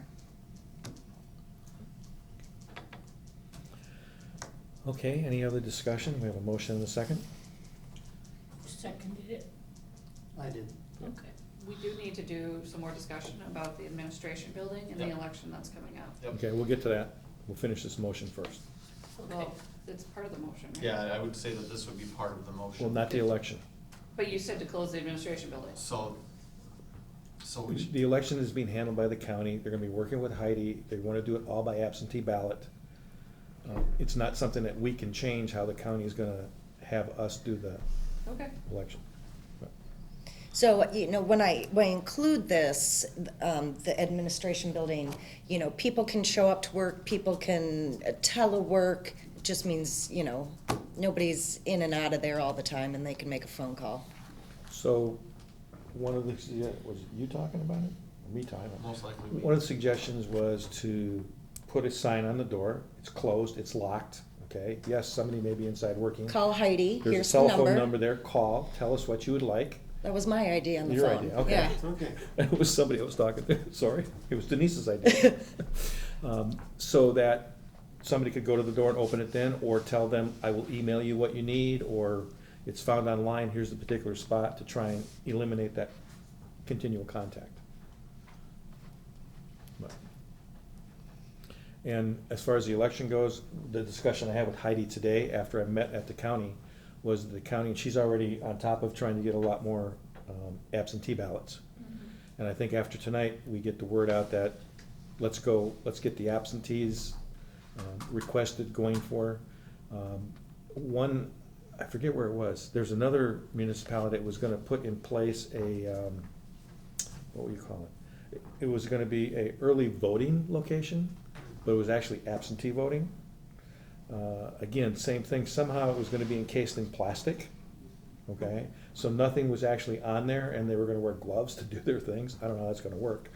But I think the county is hoping that most people will move towards the absentee ballot and do it that way. So now we will just have to request from Heidi. There will not be just. By mail By mail. only, not Yes. in-person voting. Why don't we just say Because- it's going to be absentee only, you're gonna get Yeah. so many by the mail, done. Yeah. No calls, no mailing, no, you're getting. Well, right, that's what I was absentee. asking. Shouldn't a ballot just be mailed We're to just every mailing out the ballots. person? If you don't get one, let us know, other than that, expect. Because I That's a thought, great my point, yeah. understanding of it was it's not our decision, that's the Yeah, that's- decision of Right. the Wisconsin Yeah, Election that's- Commission. that's- Right, well, right, and the county clerks, we're trying to work on, and they were recommending absentee ballots. I know that Jill Lau, the county clerk, is working on getting substantially more absentee ballots available, since everybody will be going that way. I know Heidi's already requested a fair number of them. Yeah, we figured that absentee voting would go up a lot. We were hoping for some direction coming from the Wisconsin Elections Commission as to what was gonna happen this election.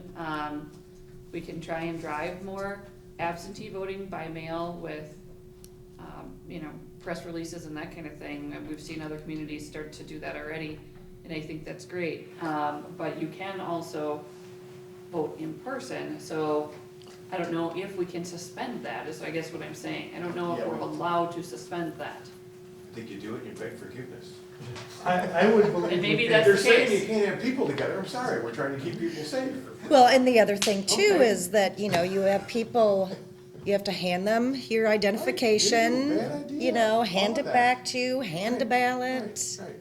High risk, high risk, high risk, high risk, you go down the line Yeah. here, I mean, that's a bad idea. So, but back to my point, can we mail everyone a ballot that's registered? Right. I don't know, that's, Okay. I think you'd have to get with the county clerk and ask that question, Okay. if there's that many Because ballots the available. county is the village's provider, they're the ones who dictate So what's probably the done. best tact is to contact Jill Lau tomorrow and ask that question. And will staff do that tomorrow? I think staff will, yeah. Okay. We're working on that already. We'll see where we go. Okay, so now the question I've got is, okay, you've limited access to the sports complex and the playground equipment, what about the beach? That's got thousands of people on a nice hot day. Yeah, we have some time to work. We have We some have time time to to work on worry that. about the beach, yeah. Okay. We still got ice. A week or two. Yeah, we got a week or two before they. Okay. Okay, so you want me to read this motion back? Yes, please. Okay, that until further notice, all village committee meetings shall be canceled.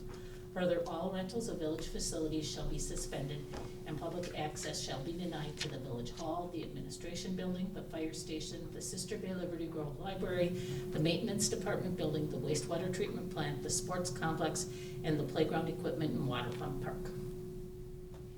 I don't know if I like the term denied so much as, say, limited. Prohibited, Prohibited, okay. prohibited. Better check on an absentee voting deal. Yeah, right, Yeah. yeah. Yeah, we have. We did not include the Easter egg hunt in there unless that's part of a different motion.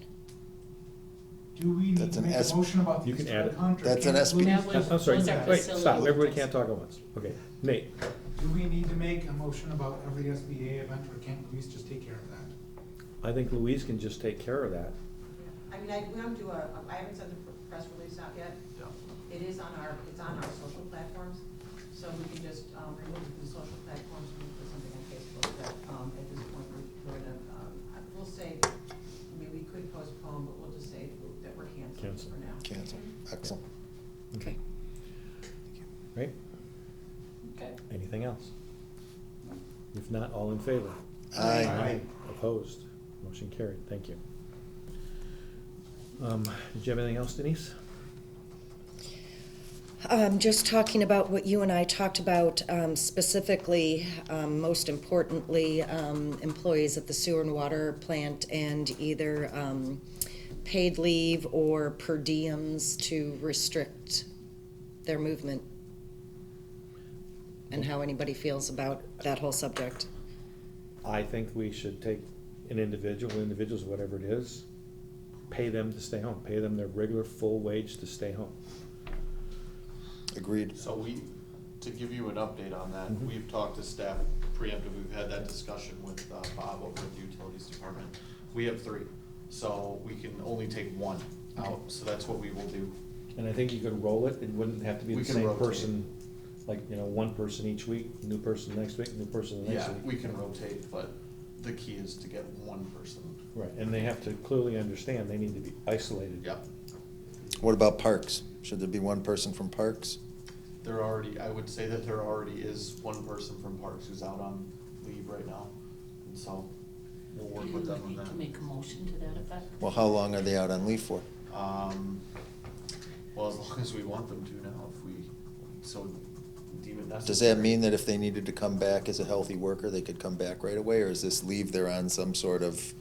So this discussion has not been had with that worker. No. The worker is on their own personal leave Yes. right And we- now.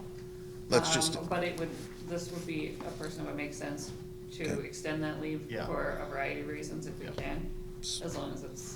Yep. so maybe we say 1 from the water treatment plant and 1 I from think parks? the purpose of this, though, is to have somebody available Yes. if Yeah. necessary. Yes. This is Right, somebody they're not that on won't vacation be in So they're- Mexico. No, that's Right. fine. Yeah. Right. No. I get what But you're still saying. have They're somebody not able to available, yes. fulfill. I get what you're saying though, is this person's on leave, so during that time that they are officially on leave, then we can have someone else, and then once that person is not officially on leave anymore, we can put them as the replacement. Right, So have 1, just as we are talking about sewer and water, have 1 Yeah. person, parks have 1 person. yeah. However that works out. Yep.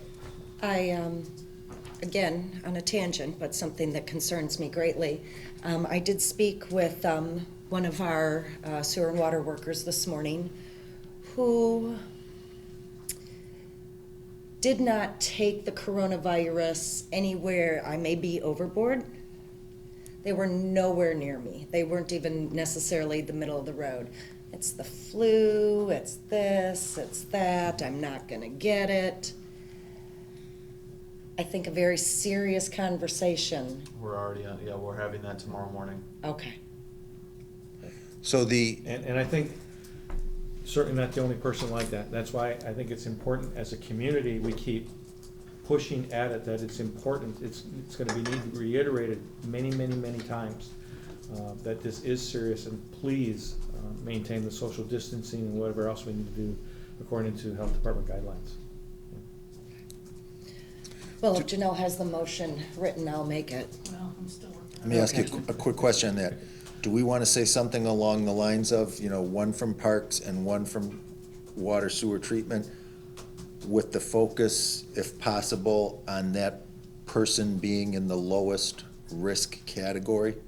So in other words, and I'm just talking off the top of my head, if we have a 25-year-old employee in each one of those departments, or a couple of them, does it make more sense to have that 25-year-old person as the quarantine off the job, rather than someone who's 59 or 62 and in a higher risk category, so that we would have a better statistical chance of, if that person has to be called back, that they're one of the healthiest people coming back? We're talking about a limited number of Right, staff. We've got 3 people. That's what I'm just asking. Right. I'm just asking if that's. Yeah, I think in this case, I understand what you're saying, where you're Yeah. going with it.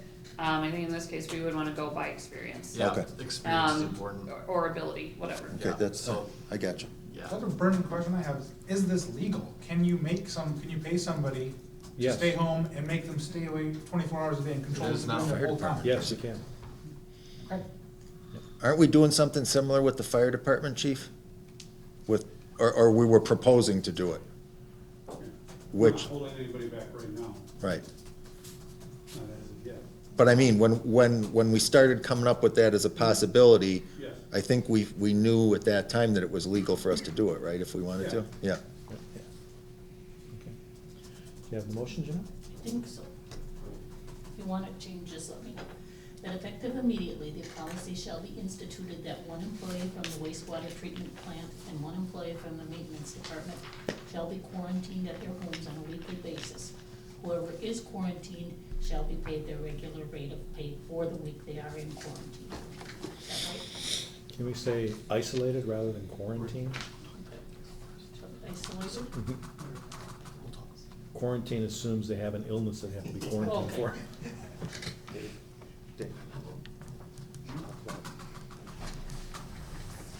Should talk about how, usually we're gonna have to talk about something similar to this, if we're talking about quarantine.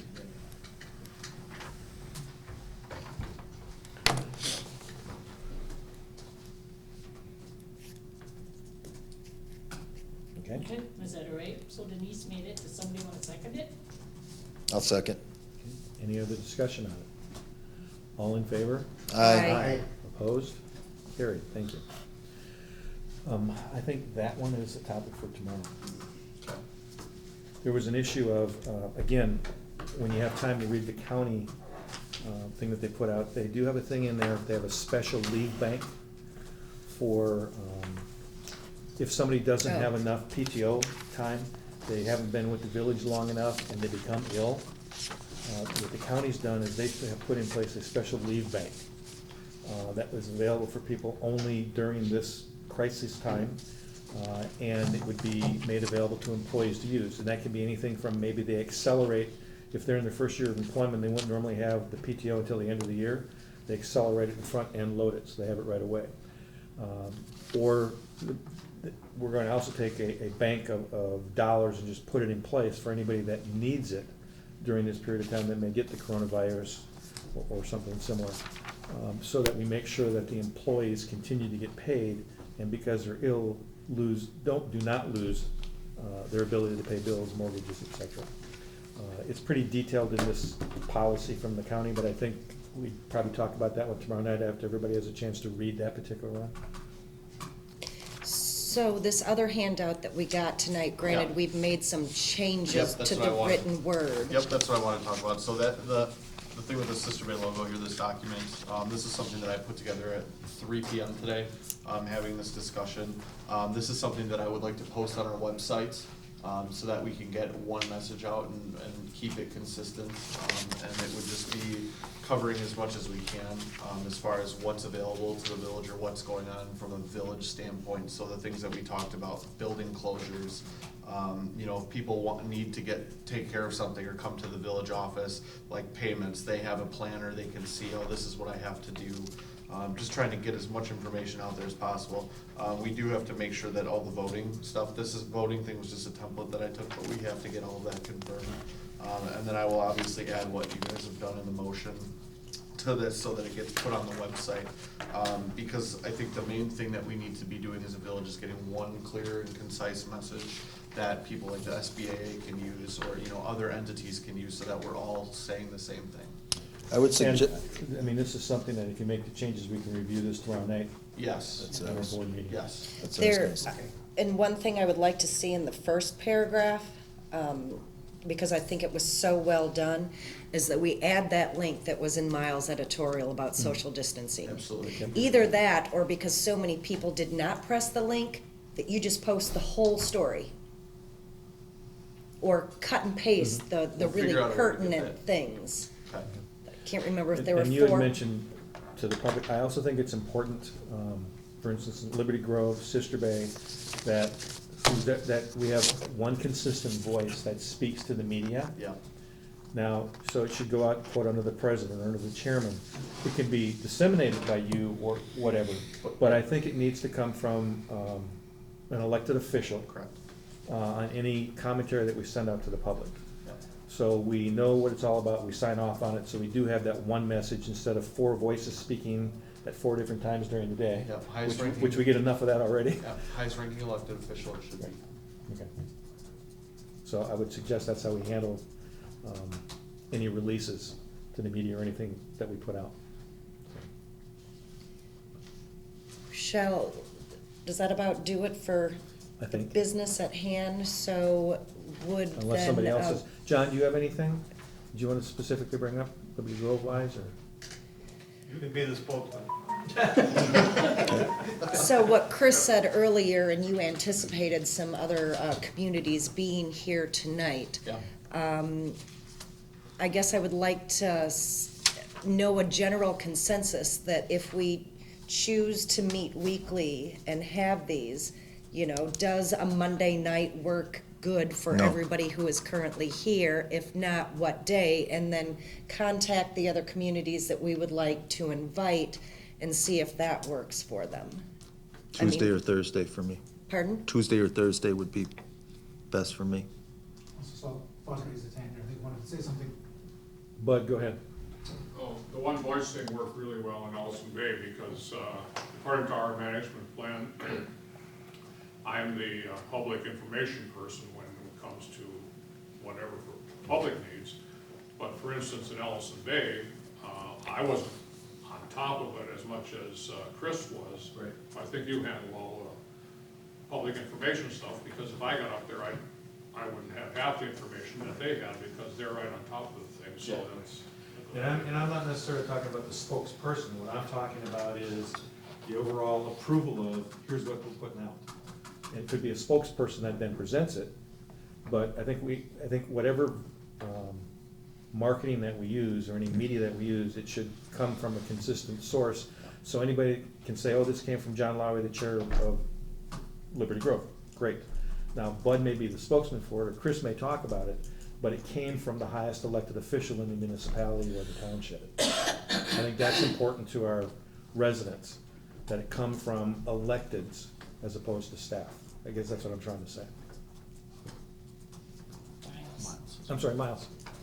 More of a comment that leads to a question that maybe gets to be is informative, but and I defer to Chris on this, so correct me if any of this is wrong, but my information says that I've been told is that we have about 20 to 25 beds available at the hospital. We have 4 ICU units at the hospital, a handful of respirators, ventilators. Doing the math on our population, we got about 10,000 people over the age of 65, and this doesn't just affect them, but that's the hardest hit. So 10,000 over 65, 5% of those get sick, you got 500 people. 1% of those need to be hospitalized, you got 100. So we're already at 4 times the number of beds we have. So, let alone the ventilators and the ICU units. So I haven't gotten a clear answer on what do we do if that happens? If 1% of our over age 65 people get sick and nobody else in the county has an emergency at the same. Now, granted, that might happen slowly, but that's how it's ramped up elsewhere. So I don't know if there's a. Right, there's not a good answer. That was part of the conversation we had with the county today, was, especially when you look at Northern Door, as you said, we've got the higher end of the population is most susceptible to needing that type of thing, and you look at our medical facilities, we're very limited As to what we have. And if everybody comes up here, because it's safer, it actually ends up making it less safe for everybody involved, not only our current residents, but the people that are coming. And that's why it's so important to try and get our hands around this and make sure everybody clearly understands they have to take this serious, because it will, there's no way it will not overwhelm what we have here. There's just no way. That's what you're talking about what I was talking about, Miles, and that's the thing, is that at what point would you get to a point where you just, should we identify a number that says, if we get to X amount of this in this category, then we need to shut things down. Well, there may come a point in time where you have to turn around and actually discourage people. Our medical facilities are overloaded, we cannot handle any more visitors. People think they're coming up here to this particular stage, and this is no knock on we have Right. great medical professionals and EMS people. It's a matter of resource. We don't have the ability to service a city. Yeah. And right. people I had a guy stop by the office just like you had today, and we're shut down except for Dave and I in the office. And this guy stopped in, he goes, I just wanted to come in and say hi. It's great. and he came to shake my hand, and I said, no. But he said, oh, I just came up here from Central Illinois, we just figured, like, it's safer to be up here, so we're on lockdown. His first thing is to come in and say, hi, I'm like, you're supposed to be on lockdown. So, Miles, will that calculation maybe, because I heard Cuomo do that same thing in his press conference today, the numbers of how many people they have in the state, how many beds they have, how many respirators or whatever, will that be part of your next article? Because I think it's a stark reality. well, I've been told a lot of, some of the bed, and I've been trying to get the hospital to put this out because I've said it would be very informative. They haven't necessarily gone on the record, but I guess now we are. But I've been told that from staff members, so I might as well put it out Yeah, there. we need to get it out. Well, they were supposed to have a Facebook Live event tonight at 6. I don't know what they talked about. They did have What did they The talk about? hospital it. did? The hospital did. Okay. Yeah, the hospital did, but I mean, the state, we have 47 cases now. If it increases the same way it's been increasing for 4 or 5 days, we'll have 300 by Saturday. The state will.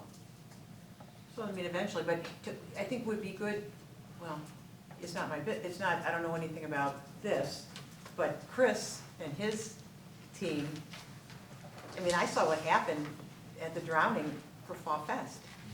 And that was so, horrible and small compared to, that night, if somebody would have called somebody called 911 that night, the ambulance would have come from Algoma, That's correct. so. Yes, we have great resources, but they're greatly limited. Yeah. Anything else?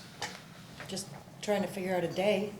Tuesday or Thursday? I mean, so Monday doesn't work for Rob. Does anybody else have problems with Monday? Okay, Monday, Tuesday. I'd say Tuesdays, Thursday. If it's 6 o'clock meeting, I'm good almost every week, every day. Sounds like Tuesday. Tuesday. Okay. Okay, so then Excellent. staff will see if other people can make that and I'll reach out. let us know. What All time right. do you wanna meet? 6. 6. I want to thank everybody for showing up, partaking. I think we've accomplished quite a bit. We've certainly surfaced a lot of things. And we continue to welcome all of your input. So thank you very much, and we'll adjourn. But after we adjourn, I have one more little anecdote to tell you. Well, I would hope Dave. when this goes out, this may slow some of the Okay. traffic coming up. Okay. Yeah. Rob? Is it all right if I get my kids and head out after we adjourn? Of They've course. been here Of since course. 6, Yeah. okay. Yeah. So somebody needs to make a motion to adjourn. Motion to adjourn? Second. All in favor? Aye. Aye. Thank you, everyone.